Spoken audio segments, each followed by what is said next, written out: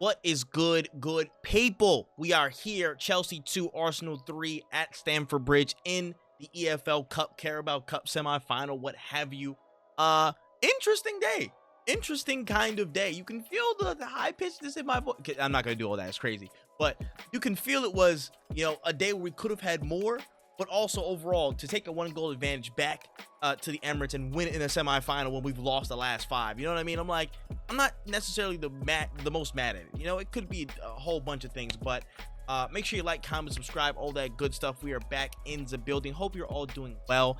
And yeah, let's break this down. Let's talk about this a little bit. I feel like overall I'll be less kind of like picky about it in the days to pass on and stuff when we get weekend. But I feel like today is a game where we probably should have had more of a foothold and probably should have put him to the sword a lot more. But we'll break it down as we go along. First goal comes in the 7th minute. Benny Blanco comes through with the set piece. Wonderful delivery from the birthday boy Declan Rice. Ben White gets on it, gets right past. Sanchez was just way out in Candyland. I don't know where he was. He was just gone. And that was a free header, basically, that goes in 1-0. Top of the second half, Ben White puts in a great cross, goes under Robert Sanchez, who had kind of a mare. He kind of had like a little crazy one, I ain't gonna lie to you. And then Viktor Gyökeres is first to it, makes something happen. Boom, bang, we're 2-0 up. And then a few minutes later, Alejandro Garnacho gets the ball, I believe just outside the box after a cross in from Esteval. He gets onto it near post, and it slips right through past Kepa Arrizabalaga, and that goes through again. A few minutes passes again, and then we're in the front of the box. Ball gets to Viktor Gyökeres, lays it off to Martin Zubimendi. He sits damn near 3 defenders down and spots it into the mid left hand side of the goal, and wonderful goal scored. We're 3-1 up, and then at the 83rd minute, another near post finish. Garnacho just a free spare man in the kind of the middle of the box, gets another shot off, and it goes through off a bouncing kind of effort, and it's 3-2 how it finishes. So I mean, overall the score line suggests that, hey, listen, we're taking a 1-goal advantage back to the Emirates where it's really hard to beat us. That's the kind of the guidepost that's keeping me very calm. You know what, it could be much worse, carrying that. But still, from an overarching perspective, when you look at some of how we've competed this season in a lot of games, how the proceedings of those games have went, and how the question of turning the screw and putting people to the sword is question. That's where we're we can make tweaks and be better in those respects, because there were some big chances that we missed. We could have had a lot more. I believe the XG right here is 0.73 for Chelsea, and they had 2 goals out of it. So from a defensive effort and seeing the game through, especially in the dying embers of a game and trying to control certain things, that could have been, I think it could have been a little bit better generally. But I think some of our defense has just been very just kind of just finicky at times. I feel like a lot of it has to do with something I'll get to in a second. It was Chelsea 0.73 XG to our 3.2. So we, again, just we're overperforming in that, and there were some big chances that we missed. There was a header from Gabriel that was free. I think Marina was just ahead of him, but he still was free on, could have had it. I think Saliba had a free header as well. Or I could be wrong. It might have been something else, but there was that one. There was the Marino chance that Sanchez did great to get to, but still, if that it just spawned into something that was there. In the first half, there was some effort that we won the ball high. We were turning over quickly. We were running towards it quickly, and then it just didn't spawn in a shot that was on target. Just a lot of weird fracas and just a lot of hesitation when it comes to just getting the ball into a dangerous position or a dangerous action or a dangerous motion in the final third. And it just wasn't, some of those things weren't optimal. Some of those things were not optimal in putting chance to win, tucking those through. We got to figure out how to kill teams when we have the chances. Have to. I think just to make our lives easier, it would be great. So from that perspective going forward, I don't want to harp on that too much. You can watch any other old video that I've done, see, hey, how was this? They talked about how was just being ruthless and turning the screw, making sure we're putting teams away, to just have a great domino effect on us and the squad, and the confidence from it perspective, the rest from a perspective, and just creating that fear factor that can put teams. So there's that. You can watch that old stuff. From a defensive perspective and kind of the chances, I mean, again, there's not much you can do from that besides from an individual perspective. I think we can just be honest and say it would be nice to have Riot in the sticks for the rest of the Carabao Cup. I'll be honest, if we're gonna win the competition, I don't, you know what I'm saying? Like, let's call a spade a spade. Shout out to them. But from a general team perspective, before I get more individual, how there was that level of central access and just not being able to stop certain runs through the middle, that was a tad bit concerned. Tad bit. Obviously, how we're able to sprint back, retreat, get back into form, stop them while they're getting there, that's helpful. It's super important. The likes of Zubimendi, Gabriel, those guys dropping down in red shirt swarming back to get in position, helpful. But in the middle of the park, and there's the opportunity for carry. Like it seems like sometimes teams can carry with impunity through us, and if Declan Rice is not in position to get to certain people, Odegaard and Zubimendi will get ran over essentially. Like those two are not physical enough on the sprint. They're not fast enough on the sprint, or they're not imposing enough from, like, again, like just their kind of range that they can get to people. If people can get past them one time, they'll get on the run, and then there's a lot of clear space, a lot of danger happen in equipped hands. So that's just something to be kind of, like, I guess, a bit wary of, how people set up in that regard. Overall, typically it doesn't amount to nothing because of how well we retreat, but those are some moments where I'm like, I would rather not see those things, because somebody running through the middle could create, again, a moment like Zubimendi slipping, and then somebody's continuing to run through the middle. They get the ball to Esteval, cross goes in, Garnacho's there on the back post, then that's a goal against.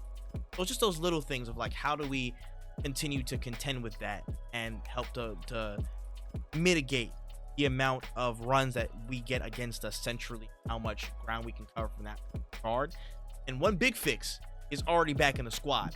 When Havertz is back in these lineups, I think you'll see that drop and reduce, not significantly, but definitely to a certain noticeable standard. Maybe it may be slightly marginally, but I think you'd notice that margin is what I'm saying. It'd be crazy, but I think that will definitely help with folks kind of just outspeeding us and kind of out-muscling us from certain cars when Rice is not in the picture to help track back or stop those runs before they happen. That's all I'll say on that part.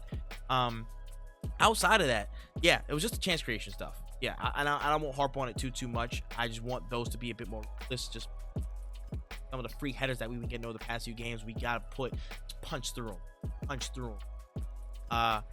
And honestly, looking at some of the moments, especially in the late game when it stretched, just somebody and something and some moments that have the wherewithal to just drive into space. I feel like sometimes the tendency is to be safer than sorry, which I understand, but there were some instances, two players I'll mention later, that they were very good in finding that space to get up the pitch and make something happen, create some danger, get Chelsea on the back foot in some way, you know, and just kind of suck the life out of any opportunity they would have to counter quicker, or, you know, be as coordinated in counter attack that they might have. All those things, I think running through those central spaces and finding the moments to is helpful, especially how we set up. I think it's just a perfect kind of like shock to the system when they're set up against them.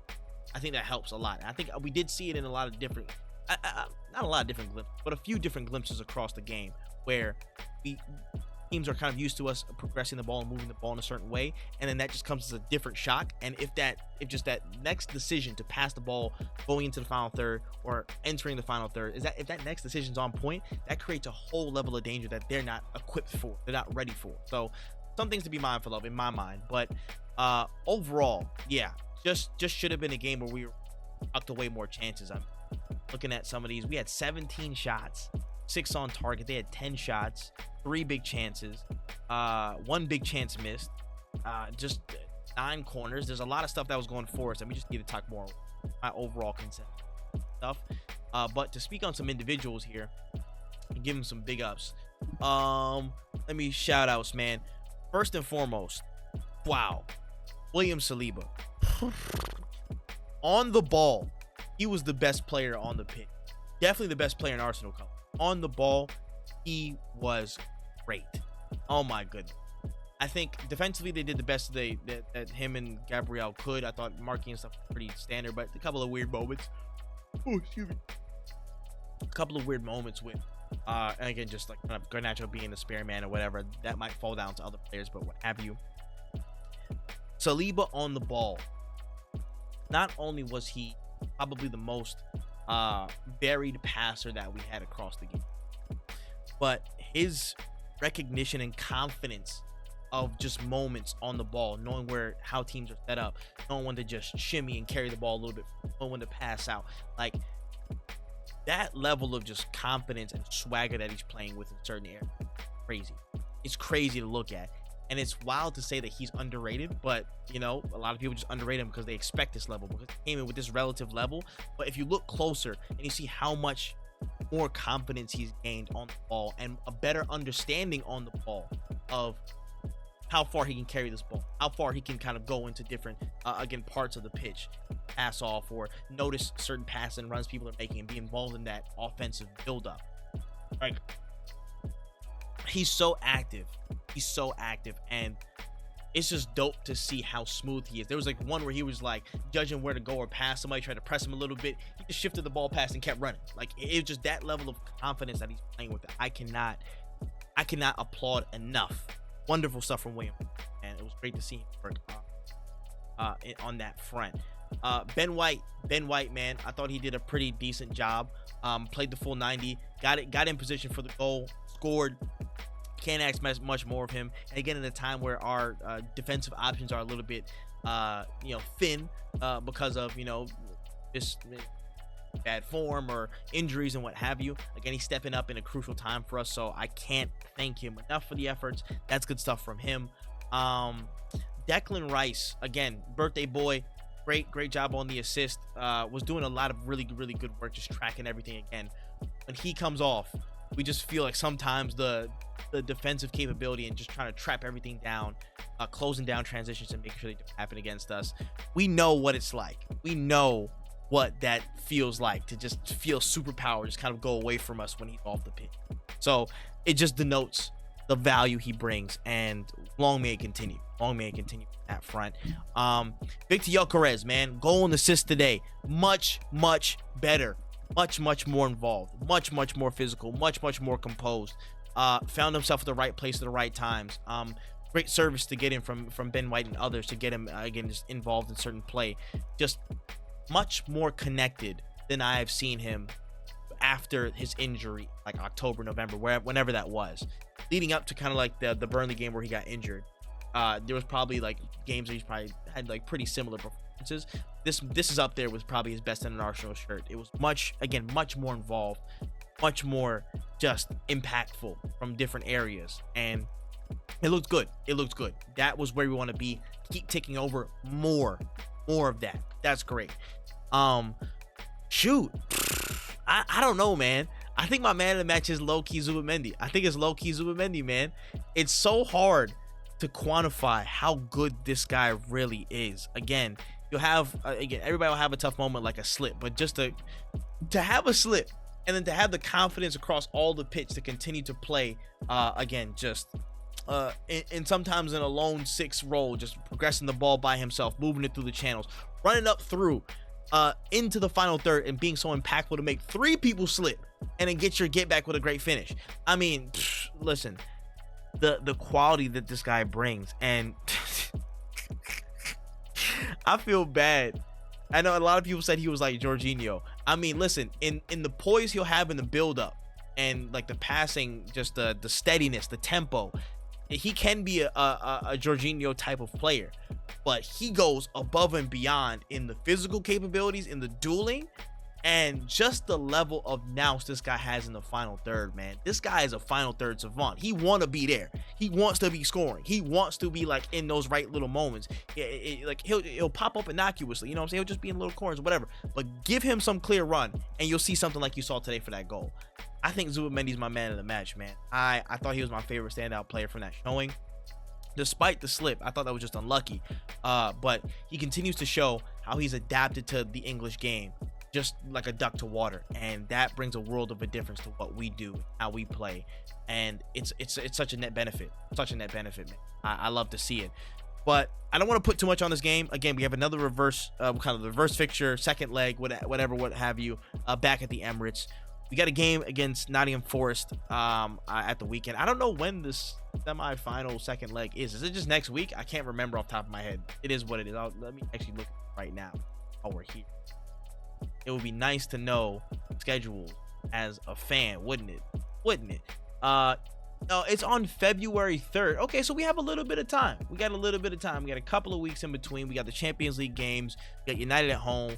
We got Ellen Road away, which will not be the easiest. Ellen Road away will not be the easiest fixture to kind of combat with, really. They've been on a good tear of form. So we'll see what happens with that. But going into that reverse fixture, I think we're going to have players back. Hopefully Calafiori should be back by then as well, and we'll have like a full outfit of people. But to carry a 1-goal advantage overall into the Emirates for the second leg, I feel good about. The fact that we won a semifinal game for the first time in like 5 attempts, I feel good about. The chances missed and the level of not turning the screw, I don't feel good about. But overall, the good is outweighing the bad in the grand scheme of things. Stuff we have to work on, stuff that we know we got to get a little bit stronger with. But I know in the coming weeks we'll have the momentum to get stronger and really kick on in all these competitions across all 4 fronts. That's where we got to be, and I'm happy where we're at. And I know we're gonna grow into more form, more confidence, more health. No injuries today. No injuries today. Come on, give it up. Come on, y'all. Come on. And I'm happy with that. So that being said, let me know what you thought about the game. Let me know what you thought about the goals, performances, how Arteta set up the team and all that stuff like that. Let me know in the comment section below. And with that being said, we're going to take it into the weekend away at Nottingham Forest. That's going to be a very interesting game. Hopefully we'll all be revved up and ready for it. Hopefully we'll see more of, like the Havertz and everybody featuring and stuff. A lot of good stuff on the way and brewing.